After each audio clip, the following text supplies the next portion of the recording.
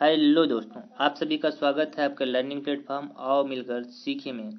तो आज हम आपके सामने चर्चा करने जा रहे हैं कक्षा 10 के विज्ञान के बारे में। किसके बारे में? कक्षा 10 के विज्ञान के बारे में आज हम चर्चा करेंगे। और चैप्टर कौन सा है? प्रकाश के परावर्तन तथा अपवर्तन। ठीक है। अगर आपको बोर्ड की परीक्षा में हाई टारगेट करना है, यानी काफ़ी ज़्यादा परसेंटेज आपको बनाने हैं, तो आप हमारे चैनल को सब्सक्राइब कर लीजिएगा और वीडियो को बिना स्किप करिए पूरा देखिएगा।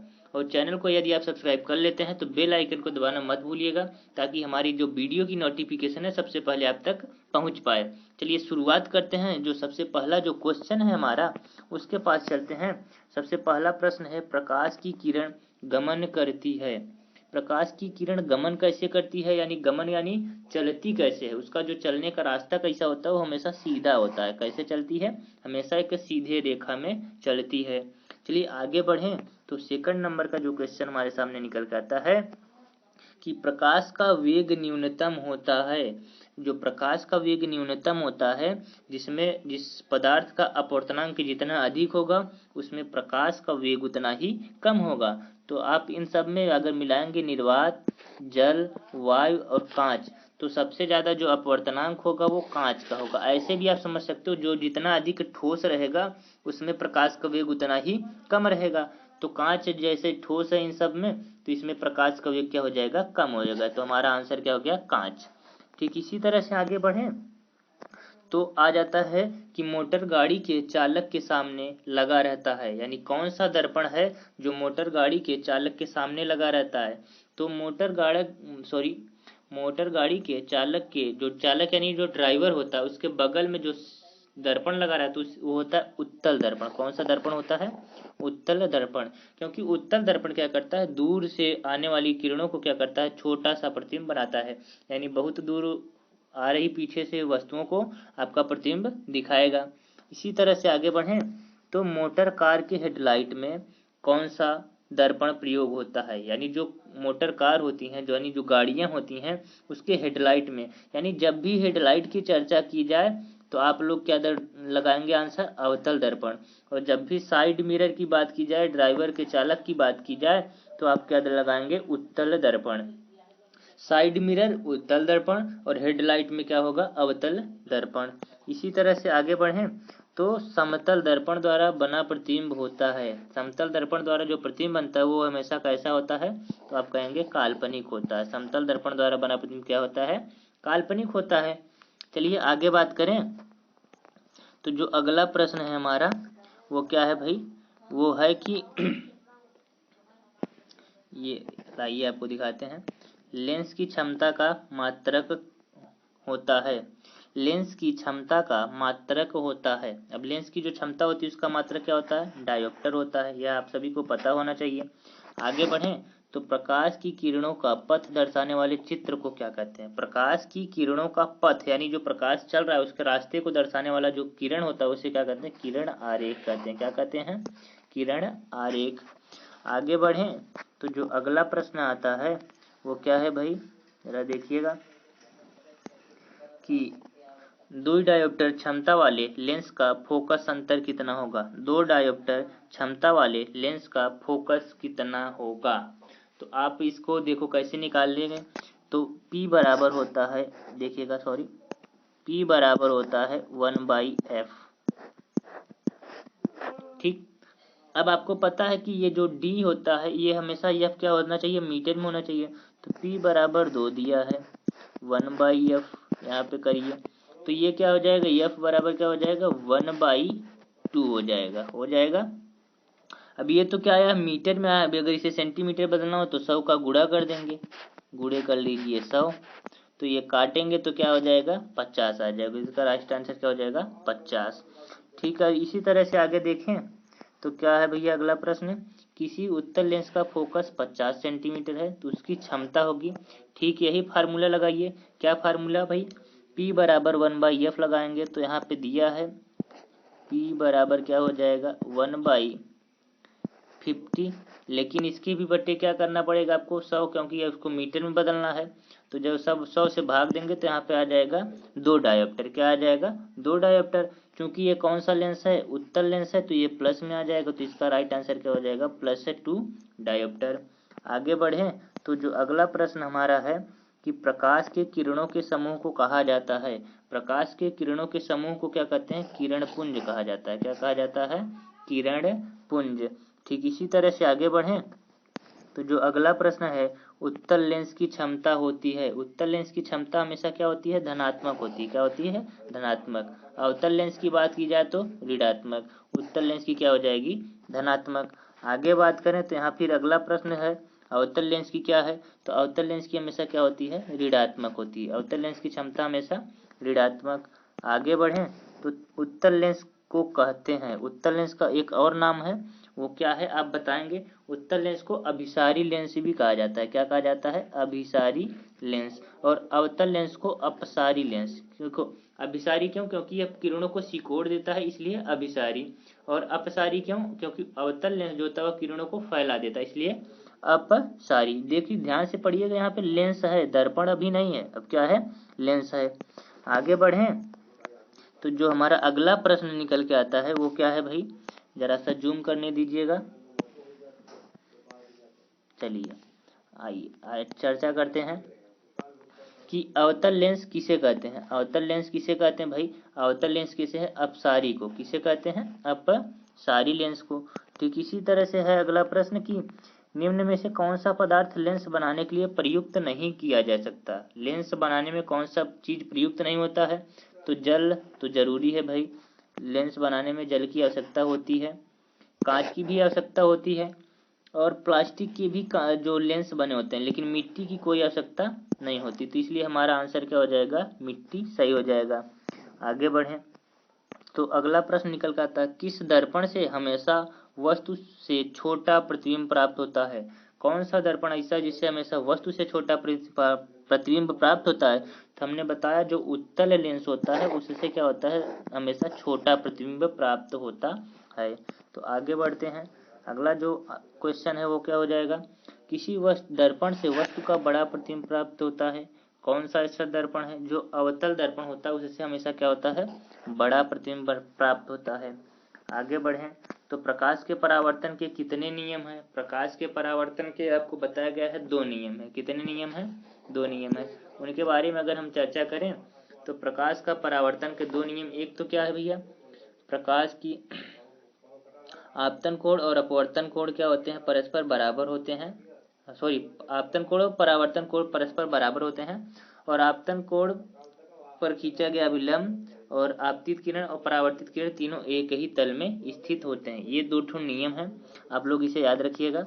आगे बढ़ें तो क्या है भाई, जब प्रकाश की किरण हवा से कांच में प्रवेश करती है तो मुड़ जाती है, तो मुड़ जाती है। ये मुड़ती किधर है, जरा इसके बारे में बात करें तो आप देखेंगे ये क्या है भैया, ये हो गया पहला माध्यम, ये हो गया पहला माध्यम, ये हो गया दूसरा माध्यम, ये हो गया अभिलंब। क्या हो गया, अभिलंब। अब जब कोई भी प्रकाश ऐसे आ रही है तो अभी क्या कर रहे हैं कि प्रकाश की किरण हवा से कांच में, यानी ये विरल है, हवा यानी विरल, पहला माध्यम जो होगा विरल, इसमें जब कांच में जाएगी तो ये थोड़ा सा अभिलंब की तरफ झुक जाएगी। किधर झुक जाएगी, अभिलंब के निकट। तो इसका राइट आंसर क्या हो जाएगा, अभिलंब के निकट झुक जाती है। अगले प्रश्न की बात करें तो फोटोग्राफी कैमरा का अभिदृश्यक होता है। फोटोग्राफी कैमरा का अभिदृश्यक होता है कैसा भैया, उत्तल लेंस का। सॉरी, किसका होता है, उत्तल लेंस का। इसी तरह से बात करें साइड मिरर के रूप में प्रयुक्त होता है, तो साइड मिरर के रूप में प्रयुक्त होता है हमेशा उत्तल दर्पण। कौन सा दर्पण प्रयोग होता है, उत्तल दर्पण। ये क्वेश्चन हमने आपको पहले ही करा दिया था। चलिए आगे बढ़ें तो जो अगला क्वेश्चन है थोड़ा सा उसको जूम कर लेते हैं।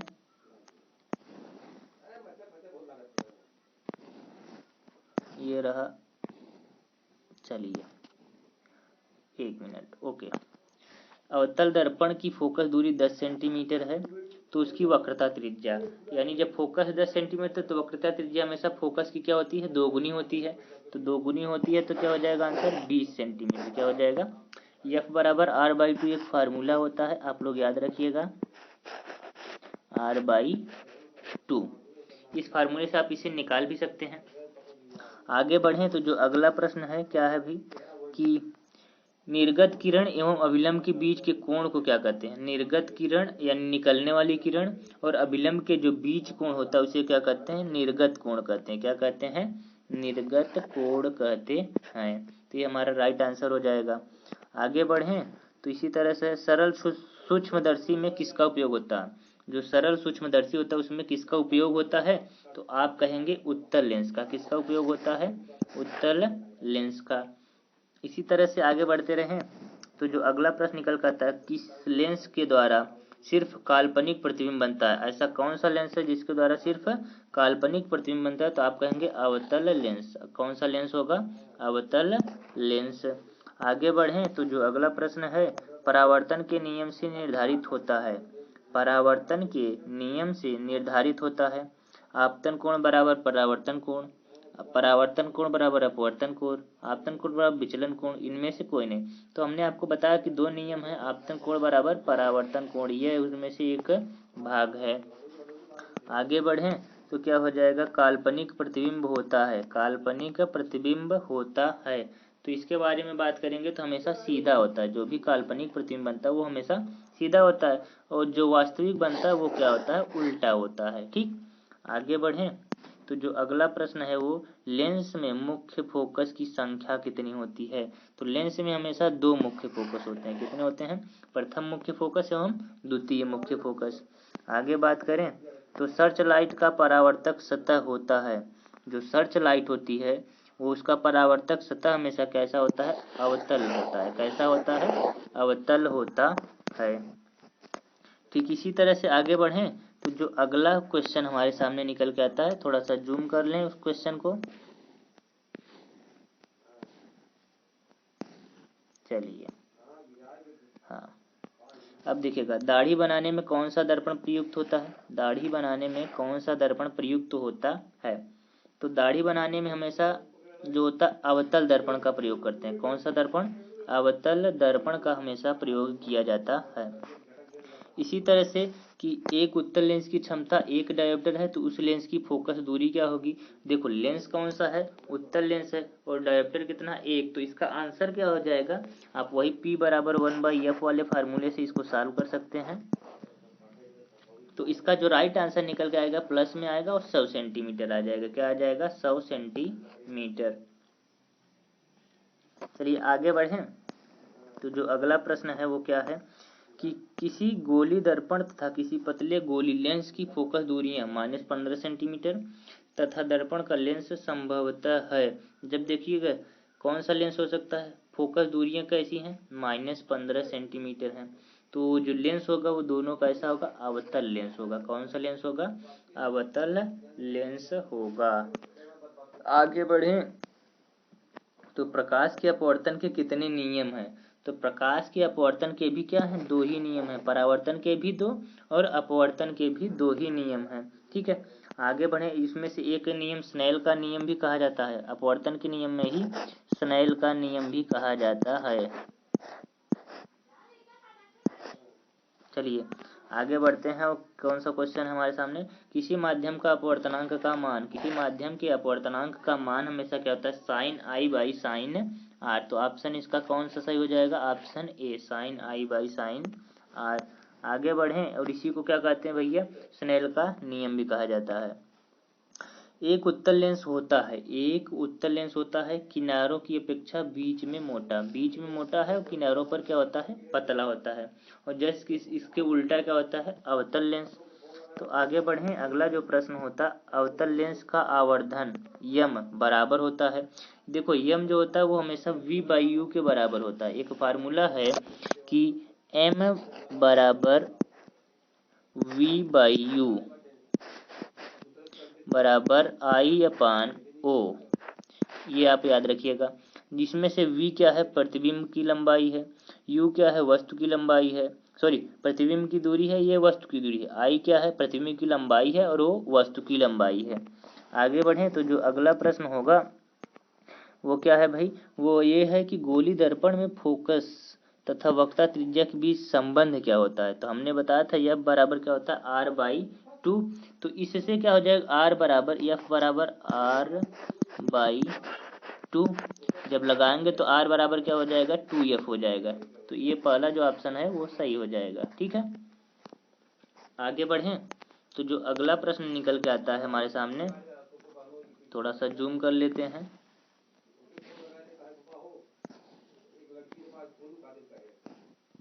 चलिए स्टार्ट करते हैं।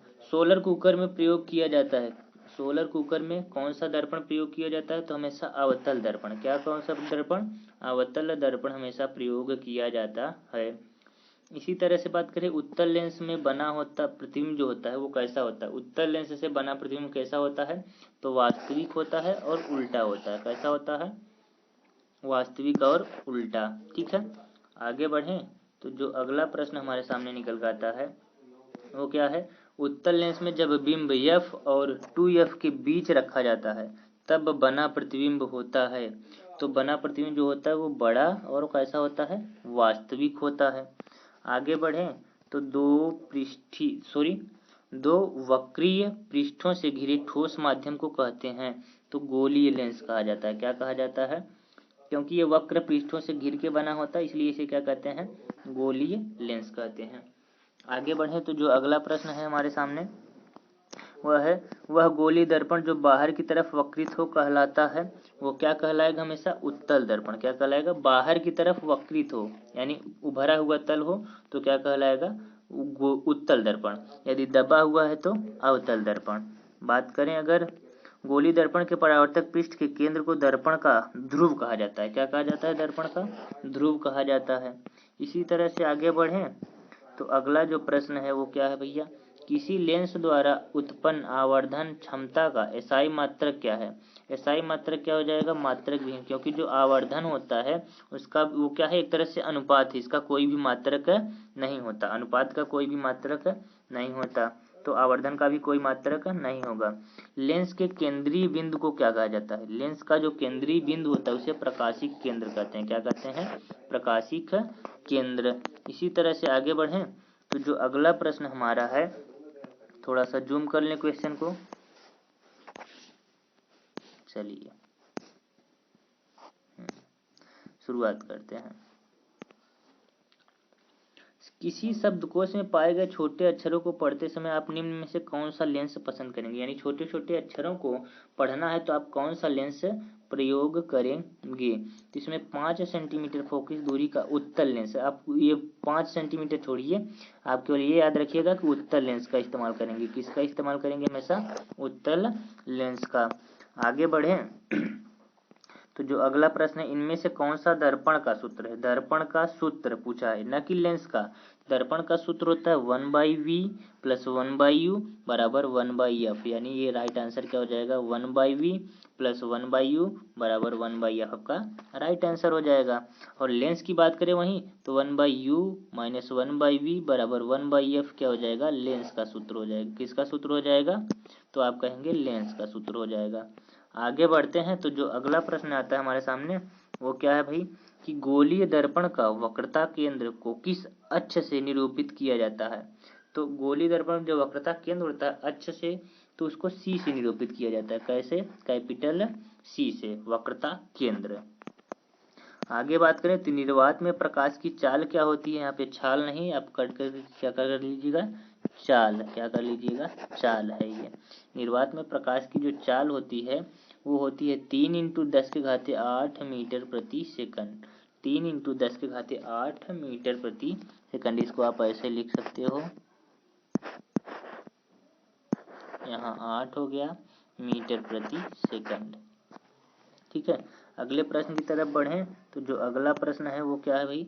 दंत विशेषज्ञ यानी जो दांत के डॉक्टर होते हैं वो दांत का बड़ा प्रतिबिंब देखने के लिए किस दर्पण का प्रयोग करते हैं? देखिएगा दर्पण पूछा है, दर्पण जब भी पूछेगा दांत का जो डॉक्टर होता है वो अवतल दर्पण का इस्तेमाल करता है। ठीक है, आगे बढ़ें तो पतले लेंस की आवर्धन क्षमता, पतले लेंस की आवर्धन क्षमता होती है वो जो जितना लेंस पतला होगा उसकी आवर्धन क्षमता उतनी ही अधिक होगी, जितना मोटा होगा उसकी आवर्धन क्षमता उतनी ही कम होगी।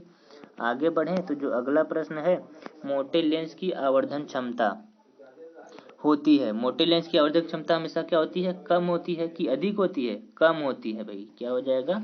कम होती है। मोटे लेंस की आवर्धन क्षमता क्या हो जाएगी, हमेशा कम हो जाएगी, जबकि पतले लेंस की आवर्धन क्षमता अधिक होती है। आगे बढ़ें तो अगला जो प्रश्न हमारे सामने निकल के आता है, थोड़ा सा उसको जूम करना पड़ेगा, जूम कर लें, एक मिनट। हाँ चलिए, कि अवतल दर्पण के ध्रुव और मुख्य फोकस के बीच रखे बिंब की प्रकृति। अवतल दर्पण का ध्रुव और मुख्य फोकस के बीच जो भी वस्तु रखा जाएगा उसकी जो प्रकृति होगी वो आभासी और सीधी होगी। कैसी होगी, आभासी और सीधी। कौन सा दर्पण है, अवतल दर्पण, इसको भी याद रखिएगा। इसके बाद जो प्रश्न अगला है कि उत्तल लेंस का प्रकाशीय केंद्र और मुख्य फोकस के बीच रखे बिंब का प्रतिबिंब की प्रकृति होती है। उत्तल लेंस के प्रकाशिक केंद्र, कहाँ बोला गया है, उत्तल लेंस के प्रकाशिक केंद्र और मुख्य फोकस के बीच रखे बिंब का प्रकृति तो कैसा होता है, आभासी और सीधा। कैसा होता है, आभासी और सीधा। ठीक है, आगे बढ़ें तो जो अगला प्रश्न है कि अवतल दर्पण के मुख्य फोकस पर रखे बिंब की यानी प्रतिबिंब का, बिंब यानी वस्तु का प्रतिबिंब की स्थिति क्या होगी। अवतल दर्पण के मुख्य फोकस पर वो उसका क्या हो जाएगा, अनंत हो जाएगा। कहाँ पे बनेगा उसका प्रतिबिंब, अनंत पर जाके बनेगा। जब भी कोई भी दर्पण हो अगर उसके फोकस पर है तो उसका प्रतिबिंब कहाँ बनेगा, अनंत पे बनेगा। आगे बढ़े तो जो अब अगला बढ़ते हैं तो उत्तल लेंस के मुख्य फोकस पर रखे प्रतिबिंब की स्थिति क्या होगी, तो वो भी कहाँ होगी, अनंत पे होगी। कहाँ होगी, अनंत पे। आगे बढ़िए तो जो अगला प्रश्न है, अवतल लेंस के मुख्य फोकस पर रखे प्रतिबिंब का स्थिति होती है। अवतल लेंस पर रखे मुख्य फोकस पर रखे बिंब की क्या हुआ, प्रकृति होती है। तो आप क्या कहेंगे भैया, प्रकाशीय केंद्र और फोकस के बीच में। कहाँ होगी, प्रकाशीय केंद्र और फोकस के बीच में इसकी जो होगी प्रकृति। अवतल लेंस के मुख्य फोकस पर रखे बिंब की प्रकृति क्या होगी, प्रकाशीय केंद्र और मुख्य फोकस के बीच में। आगे बढ़ें तो जो अगला प्रश्न निकल के आता है हमारे सामने वो क्या है, अवतल लेंस के सामने अनंत पर रखे प्रतिबिंब की स्थिति क्या होगी, तो वो क्या होगी, हमेशा अनंत पे रखा गया तो कहाँ बनेगा प्रतिबिंब, फोकस पे। कहाँ बनेगा, फोकस पे। चलिए आगे बात करते हैं, अवतल दर्पण के सामने अनंत पर रखे बिंब की प्रतिबिंब की स्थिति कहाँ पे होगी, तो आप कहेंगे ये भी कहाँ पे होगा, फोकस पे। कहाँ पे होगा, कहाँ पे बनेगा, हमेशा फोकस पे। ठीक है, तो आगे बढ़ते हैं। जो अगला प्रश्न हमारे सामने आता है वो क्या है भाई, जरा देखिएगा, जूम कर लें थोड़ा सा। चलिए अब क्या है भाई कि लेंस के प्रकाशिक केंद्र से गुजरने वाली किरणें हमेशा सीधी निकल जाती हैं। कैसे निकल जाती हैं, सीधी, यानी 7 रंगों में विभक्त होकर सीधे निकल जाती हैं। 7 रंगों में विभक्त होकर सीधे निकल जाती हैं। आगे बढ़ें तो अगला जो प्रश्न है, मुख्य फोकस से गुजरने वाली प्रकाश की किरण उत्तल लेंस से अपवर्तन के पश्चात निर्गत किरण मुख्य अक्ष के समांतर जाती है। कहाँ जाती है, मुख्य फोकस से गुजरने वाली प्रकाश की किरण उत्तल लेंस से अपवर्तन के पश्चात मुख्य अक्ष के समांतर निकल जाती है। अगला जो क्वेश्चन है वो क्या है भाई, मुख्य अक्ष के समांतर आने वाली कोई प्रकाश की किरण अवतल लेंस से अपवर्तन के पश्चात मुख्य अक्ष के विपरीत क्या हो जाएगा भाई, इसका आंसर निर्गत किरण मुख्य अक्ष से दूर जाती है। क्या जाती है, मुख्य अक्ष से दूर जाती है। यदि आपको जानकारी अच्छी लगी है तो आप चैनल को क्या कर लीजिएगा, सब्सक्राइब कर लीजिएगा और अपने दोस्तों के साथ में शेयर जरूर कीजिएगा और वीडियो को लाइक करिएगा और कमेंट बॉक्स में जो भी गलती हो या फिर जो कुछ जानकारी हमसे छूट गई हो आप लोग कमेंट कर दीजिएगा। वीडियो देखने के लिए आपका धन्यवाद, थैंक यू।